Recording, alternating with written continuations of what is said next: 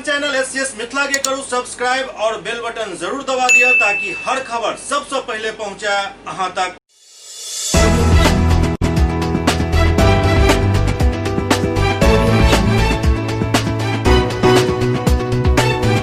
नमस्कार, अहाँ सब देख रहा छी एससीएस न्यूज। हम छी कमलेंद्र झा और खबर के शुरुआत करी और बात करी जनाधिकार पार्टी के अध्यक्ष पप्पू यादव के जे अपना कार्यालय पर एक संवाददाता सम्मेलन केलन और सरकार से सवाल पूछलन जे आखिरकार रोजगार मांगे वाला पर लाठीचार्ज किया कैल जा रहा है। पटना के मंदिर स्थित जाप कार्यालय में टीईटी अभ्यर्थी के समर्थन में मीडिया के संबोधित करते पप्पू यादव कहलन जे शिक्षक बहाली और नर्स के आंदोलन पर सरकार लाठीचार्ज कर रहा है। सरकार समाधान नहीं दे रहा है, सिर्फ उलझा रहा है। वैकेंसी के सरकारी स्तर पर लटकायल जा रहा है। ये बहुत बड़ा स्कैम है। सरकार के द्वारा ये पहले तय कर लेल जाते जे केकरा नौकरी दे के छोड़ केकरा नहीं। एत जे लोग काबिल छथि उनका नौकरी नहीं मिल रहा है। एक ही सेंटर के छात्र के नौकरी दे के मतलब सेंटर मैनेज किया जाते है।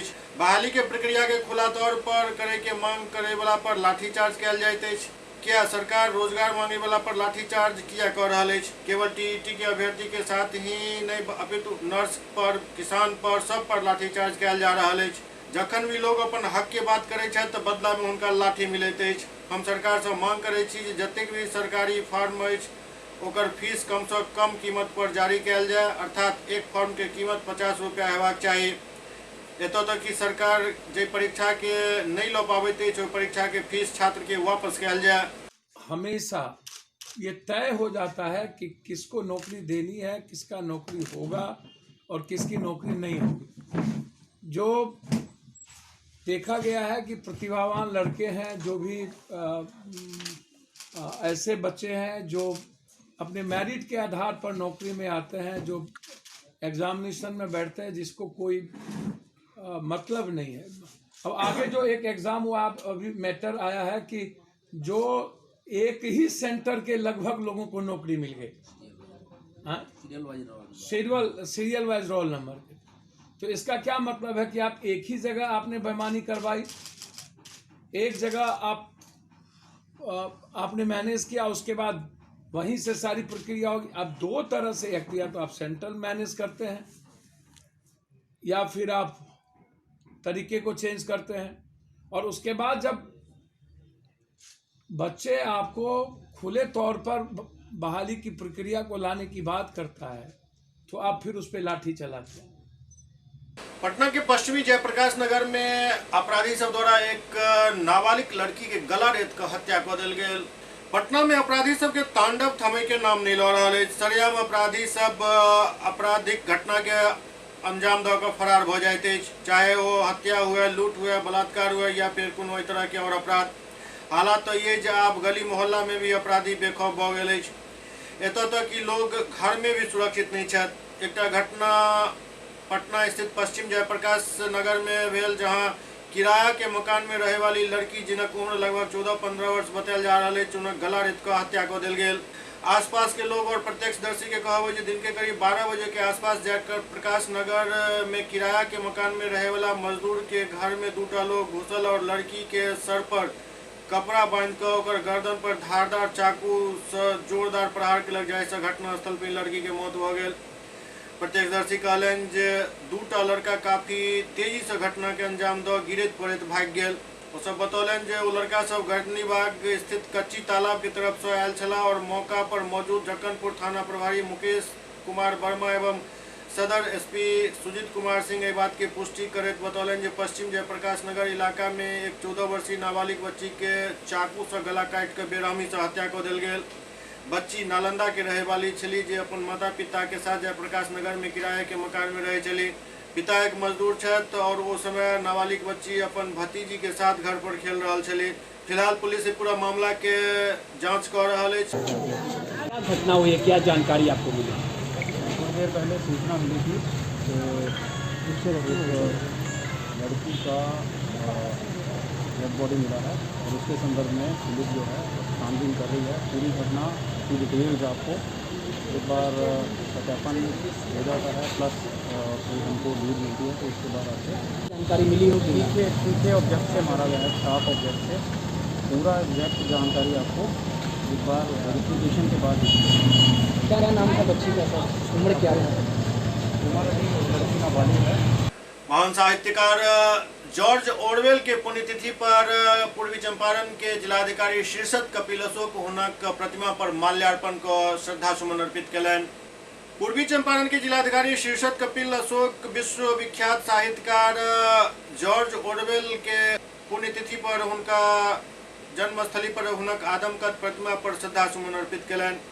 एहि अवसर पर जिलाधिकारी कहलनि जे जॉर्ज ऑरवेल शताब्दी के महान साहित्यकार छलाह। ओ अंग्रेजी साहित्य में उच्च कोटि के रचना कयलनि जिनक प्रशंसा आइ भी लोक करैत छथि। जिलाधिकारी कहलनि जे एहि जन्मस्थली के सुरक्षित रखबाक लेल एहिठाम एकटा ऑडिटोरियम के निर्माण एवं फूल के गार्डन लगायल जायत। एहि के विकासक प्रस्ताव कला संस्कृति एवं युवा विभाग के भेजल गेल अछि। जिला प्रशासन के तरफ से एहि पर जल्द ही धरातल पर एहि योजना के उतारल जायत। जॉर्ज ऑरवेल जी जो है एरिक आर्थर ब्लेयर इनका जो है डेथ एनिवर्सरी के लिए फंक्शन ऑर्गेनाइज किया था रोटरी क्लब लेक टाउन के द्वारा। तो यहाँ पे माननीय पूर्व मंत्री साहब विधायक मोतिहारी और हमारे चेयरमैन साहिबा इन्होंने भी काफ़ी सहयोग किया। बेसिकली ये जो प्लेस है हमारे लिए बिहार के लिए काफ़ी गौरव की बात है कि इतने बड़े मिलेनियम ऑथर यहाँ पे जन्म लिए और ये बापूजी की भी धरती है। बापूजी का 1917 में जब आगमन हुआ उसके 14 साल पहले जो है उनका जन्म भी हुआ था और उन्होंने एनिमल फार्म 1984 जैसे उपन्यास भी लिखे हैं। तो निश्चित गर्व की बात है। अब विचारों के ऊपर जो है समीक्षा होनी चाहिए, चिंतन होना चाहिए, मनन होना चाहिए। तो इसके लिए लिटरेरी फेस्टिवल जो है यहाँ पे महात्मा गांधी सेंट्रल यूनिवर्सिटी के प्रोफेसर, स्टूडेंट्स और यहाँ के हमारे जनप्रतिनिधि और जो क्लब है लेक टाउन क्लब, इनके माध्यम से हम यहाँ पे निश्चित करेंगे। साथ ही में विकास के कुछ कार्य जो है कला संस्कृति एवं युवा विभाग में अभी है प्रस्तावित, तो उसको भी शीघ्र फॉलो करके धरातल पर उतरने के लिए जो है जिला प्रशासन की ओर से प्रयास किया जाएगा। एहि मौका पर स्थानीय विधायक और पूर्व मंत्री प्रमोद कुमार से श्रद्धा सुमन अर्पित कयलनि। जन्म स्थली इधर और उधर सत्याग्रह की महात्मा गांधी के पार्क, तो महात्मा गांधी पार्क विकसित हो गया और इसको भी आर्ट एंड कल्चर विभाग से, पुरातत्व विभाग से इसके प्रधान सचिव और इसके डायरेक्टर के माध्यम से एक प्रारूप तैयार हुआ है और इसी वित्तीय वर्ष में इसका नियम संगत निविदा के आधार पर इसको भी विकसित किया जाएगा। साहित्य सबको सम्मान जॉर्ज ऑरवेल की 71वीं पुण्यतिथि, जैसा कि हम लोग रोटरी मोतिहारी लेक टाउन की तरफ से एक जॉर्ज ऑरवेल कम्युनिटी कमेटी बनी हुई है। उस कमेटी के तत्वावधान में हर साल उनके जन्मदिन और पुण्यतिथि पर कोई ना कोई कार्यक्रम, सेमिनार, साहित्य संगोष्ठी करते आ रहे हैं। इसी क्रम में, इसी कड़ी में आज ये सेमिनार आयोजन किया गया है। इसमें अंग्रेजी लिटरेचर के स्टूडेंट्स, पीएचडी और एमफिल के students Mahatma Gandhi central university के पार्टिसिपेट कर रहे हैं और बहुत सारे प्रोफेसर्स आए हुए हैं। इस कार्यक्रम के मुख्य अतिथि हमारे जिलाधिकारी इसमें पार्टिसिपेट किए हैं और इसी तरह यहाँ के लोकल विधायक और पूर्व मंत्री प्रमोद जी भी इसमें पार्टिसिपेट किए हैं। और ये हम लोगों का एक प्रयास था कि उनके कामों को, उनके लेखनियों को, उनके एसेज को स्टूडेंट्स के माध्यम से आम जनता तक पहुँचाया जाए। और ये स्टूडेंट्स सभी बाहर के स्टूडेंट हैं और ये लोग किताबों में पढ़े और आज यहाँ इसके जन्मस्थली पर आके अपना प्रेजेंटेशन देने में इन लोगों को इतना एक्साइटमेंट, इतना अच्छा लगा कि ये इसका वर्णन कर रहे थे उनसे कि हम लोग सोच नहीं सके थे कि कभी ऑरवेल के बारे में इतना पढ़े हुए हैं इस लिटरेचर में, लेकिन उनके जन्मस्थली पर आके इस तरह के कार्यक्रम में हम लोग भाग ले सकेंगे। ये हम लोगों के लिए एक बहुत बड़ी सफलता है, बहुत बड़ी खुशी की बात है। टाइम्स के द्वारा 20वीं शताब्दी के टॉप 50 लेखकों में दूसरे वाणिज्य और प्रबंधन के डीन और इन सब के नंबरिंग ही मैटर नहीं करता है। रोटरी क्लब के पदाधिकारीगण, मेरे प्रिय विद्यार्थियों, अभी स्थिति देख रहे हैं जॉर्ज ऑरवेल के जन्म स्थान की। आज ये लगभग बहुत ही खुशी हो रही है लेकिन किसी तरह कि से हम संजोया गया, बचाया जॉर्ज ऑरवेल की गया। पुण्यतिथि पर यहाँ बुरा भी लगता है कि एकत्र हम हुए हैं। लिटरेचर के विद्यार्थी हैं, लेकिन जॉर्ज ऑरवेल जिस समय में लिख रहे थे कि शायद समय यहाँ से हम एक नई शुरुआत हिंसाओं कर का सकते हैं। ऑरवेल हिंसा का भले ही सबसे गुलाम बड़ा भारत तांडव में अगर पैदा दुनिया में कभी हुआ लेकिन वो तो उनकी सोच 20वीं हमेशा उस और गुलामी 20वीं की दास्तां शताब्दी हो या ब्रिटिश सोच, दो धाराएं ऐसी निकली ब्रिटिश जो शोषण करते थे, और ये नई सभ्यता की धाराएं जब वो बर्मा गए एक तो वहाँ धारा पर थी उन्होंने कम्युनिज्म शोषण को और देखा दूसरी धारा और थी उन्होंने भारत। बर्मीज और चंपारण की धरती से पर उन्होंने जिन्होंने आंदोलन किया महात्मा गांधी उसके बाद वो इन दोनों धाराओं से 1894 नामक एक पुस्तक लिखी जिसमें सबसे उन्होंने बड़ी ऐसे हत्याएं समय की कल्पना की जहाँ इन्हीं इल्लीगली दोनों से लोग धाराओं ने होंगे, जहाँ आपकी हर स्टालिन चीज पर को एक सत्ता होगी, नजदीक से जान रहे थे और जो आप पर नजर रखे और स्टालिन ने जितने बड़े पैमाने पर हत्याएं की उसकी चर्चा जिसमें उन्होंने विश्व के इतिहास में अब गवर्नमेंट पे जैसे उस समय उसकी कोई चर्चा मुसोलिनी नहीं। हुए, स्टालिन हुए, इन लोगों की संसार सत्ता के पद पर सबसे तो कमेंट क्रूर किया है। व्यक्ति अगर वो देखना हो सोशलिस्ट डेमोक्रेसी तो के स्टालिन या है फिर उसको हम और डेमोक्रेटिक दूसरा सोशलिज्म व्यक्ति कहते हैं माओ actually। त्से-तुंग उसके जिन्होंने पीछे से, सबसे ज्यादा हत्याएं समर्थक रहे हैं। हिटलर से उन्होंने कहीं अपने ज्यादा काम हत्याएं पॉलिटिकल करवाई दुनिया में, सामाजिक जीवन में स्टालिन ने जीने और के माओ लिए त्से-तुंग। एक मार्गदर्शक तो साबित हो सकता है उनके विचार सोशलिज्म की एक मदद धारा करते चल हैं। रही है जैसे जरूरी और नहीं कि जिसको जब हम चंपारण की मुक्ति की धरती पे धारा हमें के इतना बड़ा रूप में मौका देख मिला है कि यहाँ उनका जन्म स्थान है, ऑरवेल उसका विकास भी किसका करें। विरोध सुपौल के त्रिवेणीगंज अनुमंडलीय क्षेत्र के कोरिया पट्टी में अचानक लागल आग में कई घर जलकर राख भ गेल। सुपौल जिला के त्रिवेणीगंज अनुमंडलीय मुख्यालय क्षेत्र अंतर्गत कोरिया पट्टी पश्चिम पंचायत के नारी टोला वार्ड नंबर 2 में अचानक आग लागे से कई घर जल गेल, जाहि में 11 महादलित के घर जलकर राख भ गेल। घर में राखल सारा सामान, अनाज, कपड़ा, जेवर, साइकिल, पंखा, रुपया, फर्नीचर, बकरी, जरूरी कागजात सब जलकर राख भ गेल। गरीब महादलित परिवार के लाखों के नुकसान भेल हन। आग पर काबू दमकल एवं ग्रामीण द्वारा संयुक्त रूप से पायल गेल।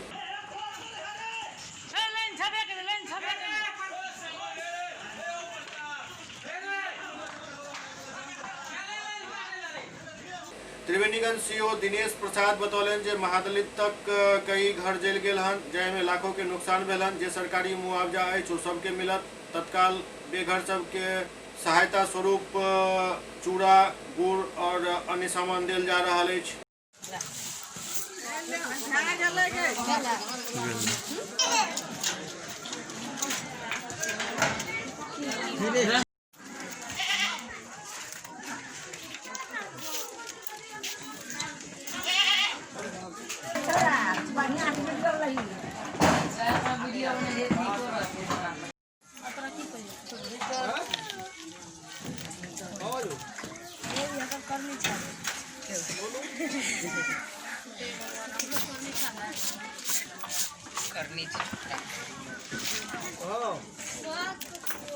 क्या नाम हुआ आपका? फर्मिला कहाँ घर है? नारी वार्ड नंबर 2 पंचायत कौन है?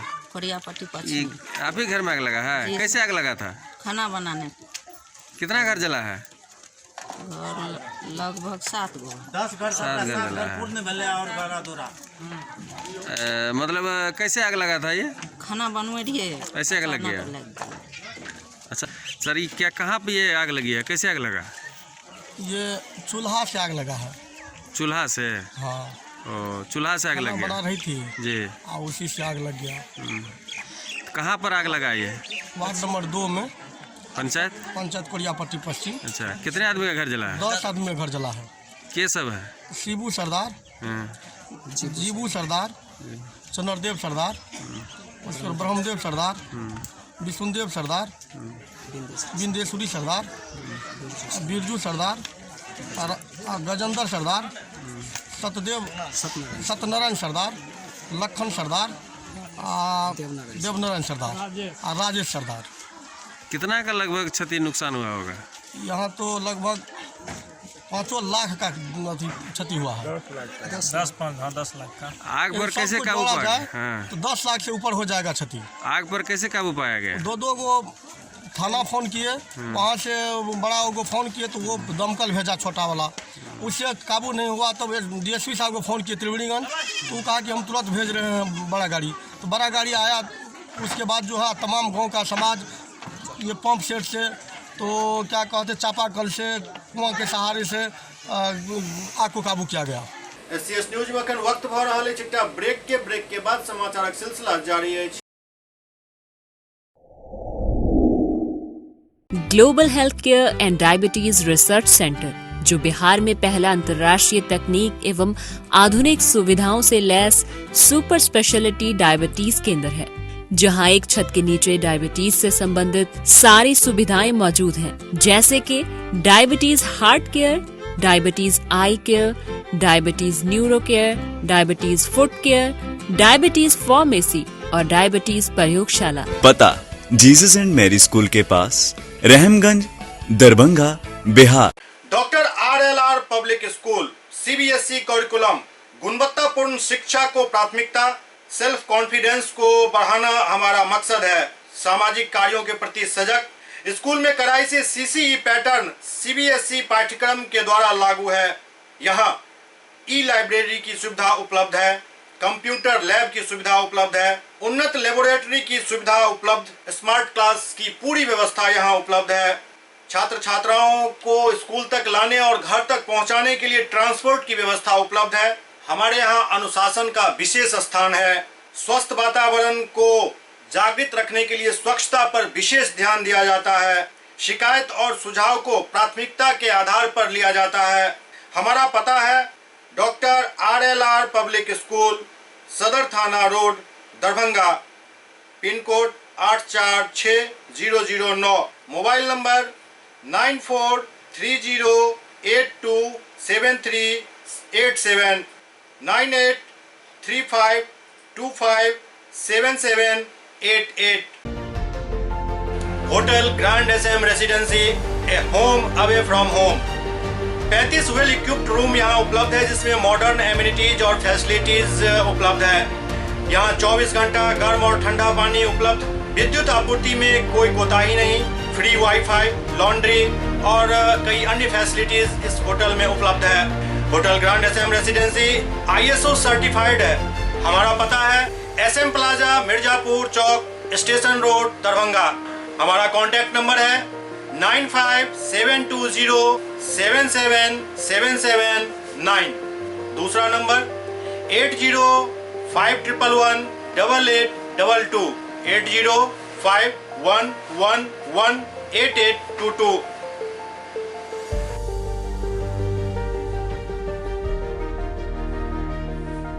हमारे यहाँ अदर यूनिट्स हैं। स्वादिष्ट family restaurant, free home delivery facility available. Contact number 9572077773। दूसरा नंबर 7766912120।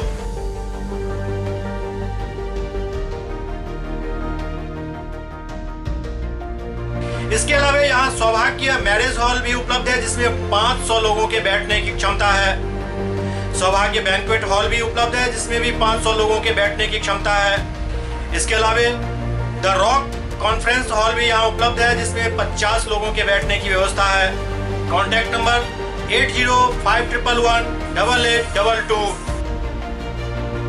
इसके अलावा यहाँ पर राज स्वीट्स एंड बेकरी भी है, जिसका कॉन्टैक्ट नंबर है 7766912117।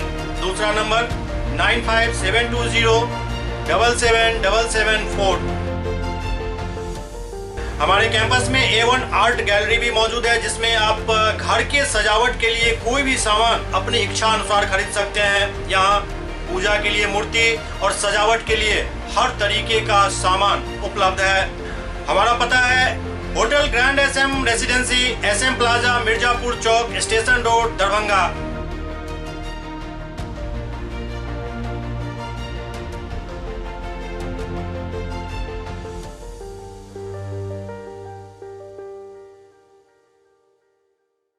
ब्रेक के बाद पुनः स्वागत है।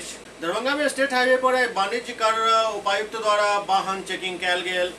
ओवरलोडिंग सहित अन्य कई मामला के जांच करबाक लेल आई वाणिज्य कर उपायुक्त द्वारा दरभंगा में स्टेट हाईवे पर वाहन चेकिंग अभियान चलाओल गेल, जाहिमे कई गाड़ी के चालान काटल गेल। अभी जांच कर रहे हैं, क्या क्या जांच कर रहे हैं? ये जांच होता है आयुक्त महोदय बिहार पटना के निर्देश पर जो है से हम लोगों को जांच करने के लिए ये आदेश निकलता है। निकलने के बाद ये जो है हम लोग दरभंगा के अंतर्गत या और मधुबनी या समस्तीपुर में हम लोग जांच करते हैं। जांच का जो एजेंडा होता है कि ये माल का परिवहन जो है ये ई वे व्हील से आच्छादित होकर चल रहा है नहीं, ये वे व्हील के अभाव में 2 गाड़ी को जो है से स्तंभित की गई। किलाघाट स्थित हमीदिया में रक्तदान शिविर के आयोजन कल गेल, जाय में कई दर्जन लोग रक्तदान कलन। किलाघाट स्थित हमीदिया मदरसा में रक्तदान शिविर के आयोजन कल गेल। मौका पर कई लोग रक्तदान कलन। एठम 3टा संस्था द्वारा रक्तदान शिविर के आयोजन कल गेल छल। ई रक्तदान में आयल सब रक्त जरूरतमंद के मुहैया करायल जायत।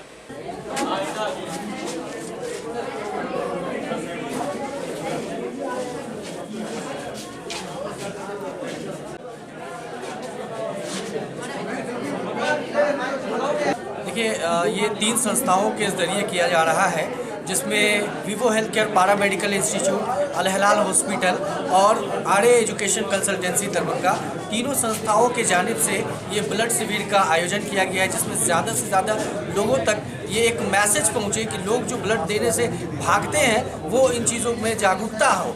और हम उन लोगों से भी कहना चाहते हैं जो अब तक इस जो है ब्लड डोनेशन कैंप में नहीं आ चुके हैं, वो जल्द से जल्द आए और अपना रक्तदान करें। ब्लड डोनेशन कैंप जो है मदरसा हमीदिया के कैंपस में मैक्सिमाइड हेल्थ केयर वीवो कोऑपरेट करती है, आरए कंसल्टेंसी और अल हिलाल हॉस्पिटल और उसके बाद केएस कॉलेज के हेल्प से ये ऑर्गेनाइज किया गया है।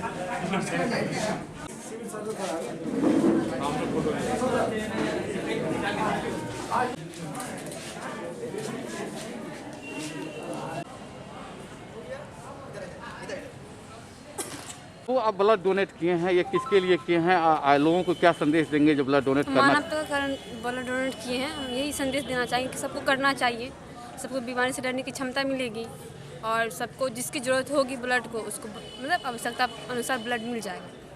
बच्ची छात्राओं लोग के लेके आए थे, ब्लड डोनेट कैंप में सम्मिलित हुए हैं, क्या कहना चाहेंगे, किस लिए ब्लड डोनेट कर रहे हैं? तो सर देखिए, एक्चुअली हम राष्ट्रीय स्वयं सेवा योजना से हैं और हमारे पदाधिकारी डॉक्टर अशोक सिंह हैं कुमार सिंह कॉलेज से, और हम अध्यक्ष हैं राष्ट्रीय स्वयं सेवा योजना के।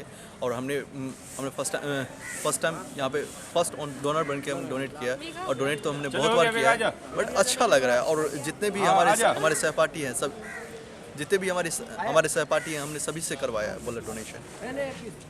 किसान बिल के विरोध और किसानक समर्थन में अराजपत्रित कर्मचारी संघ द्वारा प्रदर्शन कल गेल। दरभंगा में अराजपत्रित कर्मचारी संघ द्वारा किसान बिल के विरोध और किसानक प्रदर्शन के समर्थन में आई प्रदर्शन कल गेल और मांग कल गेल जे सरकार तीनों किसान बिल के तत्काल वापस लिया। की मांगे जायज है, किसानों की मांगे जायज है।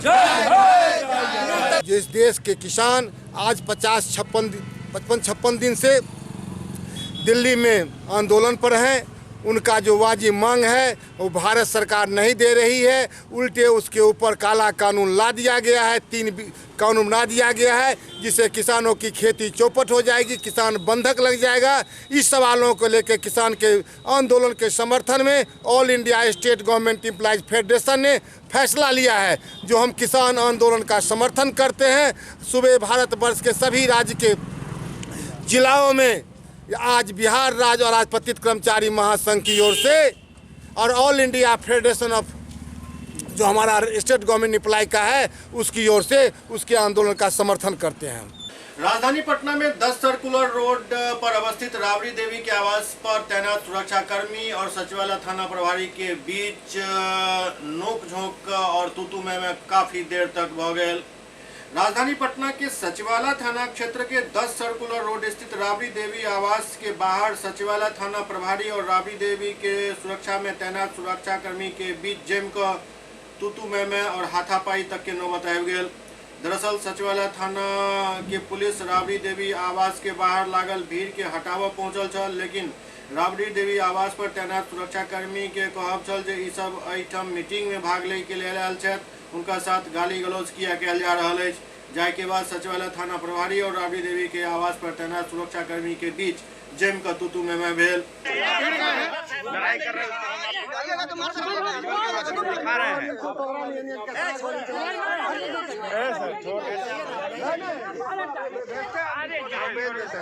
क्या हुआ है?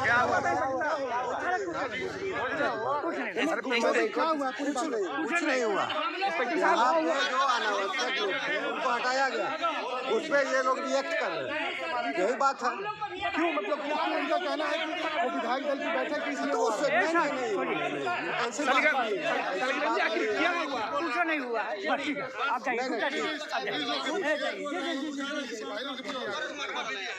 जनाधिकार पार्टी के अध्यक्ष पूर्व सांसद पप्पू यादव कुशेश्वर स्थान में एकटा मंदिर के शुभारंभ केलन।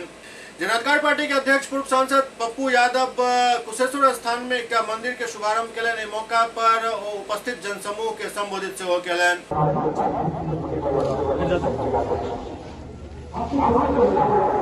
हनुमान मंदिर मेरा स्थापना से प्रणाम जी। राम एक कैरेक्टर, एक बड़ा व्यक्तित्व,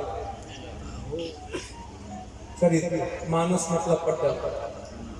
वाल्मीकि की बड़ी रचना थी, हम लोग वाल्मीकि को सम्मान तो कर नहीं पाए। बाद में तुलसीकृत रामायण और समाज में एक जीवन का क्या दर्शन होना चाहिए, बड़ी गंभीरता के साथ एक बेहतर इंसान की कल्पना। वसुधैव कुटुंबकम, सर्वधर्म संभाव, सार्वभौमिकता, संगठधम संबद्धधम संभो वनांसी जानता देवा भाग्यम यथा पूर्वे संध्या नना उपासते समानी वया कुटी समाना हृदयानिवा समानो मस्तो नवा यथा वह सुशासते। एक ऐसा भाव, एक ऐसा दर्शन जो समाज के हर व्यक्ति के रिश्ते को महसूस करता है। मनुष्यत्व का भाव, मानवता का भाव। रविन्द्रनाथ टैगोर ने कहा था कि हम किसी भी देश और विश्व की कल्पना बगैर मनुष्यत्व के, बगैर मानवता के नहीं कर सकते। यह कबीर की पंक्ति थी। विवेकानंद ने भी यही एक उद्धृत शब्दों में कहा था कि जहां इंसानियत है, ईश्वर की कल्पना और ईश्वर का वास नहीं हो सकता। जहां इंसानियत नहीं है, ईश्वर की कल्पना आप कर भी नहीं सकते। क्या इंसानियत है इस देश में? किसी व्यक्ति में कोई इंसानियत और मानवता बची है? 130 करोड़ लोगों में मैंने तो नहीं देखा, मुझे तो नहीं मिला। इस्लाम 1400 साल पहले, उसके पहले बुद्ध के विचारों का हमारे जीवन में समावेश। 12,500 वर्ष पहले शिव की कल्पना हमने की, मूलवासी आदिवासी, और वहीं से वसुधैव कुटुंबकम की शुरुआत। 1 लाख, 1.25 लाख, 1000 वर्ष पहले हम इस दुनिया में आए। होमोसेपियन और सेपियन, बंदर और चिंपांजी के बाद मनुष्य के आकार में हमारा जीवन का दर्शन हुआ, और हम वहां से हम सृष्टि के बीच में अपने जीवन को खूबसूरत आयाम के लिए हम चरवेता के भाव में आगे पथी के रूप में बढ़ते गए और मेरी प्रगति होती गई। समाज में कभी भगवान का कोई कल्पना नहीं था। उस वक्त तो हम आए थे, हमारे पास न विवेक थी, न चेतना था, न अक्षर था, न लिपि था, न गीता था, न कुरान था, न बाइबिल था, न मंदिर था, न मस्जिद था, न गुरुद्वारा था, न चर्च था। बस हम अपने जीने की चाहत में आवश्यकता के अनुसार हमने ईश्वर की कल्पना कर ली। जिससे डर हुआ उसको भी ईश्वर मान लिए, और जिससे हमें कुछ मिला उसको भी ईश्वर हमने मान लिया। सबसे पहली पूजा दुनिया में हुई किसकी? सूर्य की। अंधकार से मनुष्य को डर लगता था, क्योंकि जानवर, बड़े बड़े डेनासुर, बड़ा बड़ा जानवर मनुष्य के जीवन का आहार था। मनुष्य को लगता था मेरे जीवन का पथ क्या होगा। तो अंधकार से प्रकाश की ओर जाने की कल्पना जब किया तो सूर्य की कल्पना हुई, तो उसे लगा कि मेरे जीवन का एक रास्ता है, तो जिससे उन्हें डर भी था। पूजा इस दुनिया में सूर्य की होगी। SCS न्यूज के अंक में अखंडता, अगला अंक में फिर कुछ और समाचारक संग उपस्थित है। तब तक अपने सब देखते रहो SCS न्यूज। नमस्कार।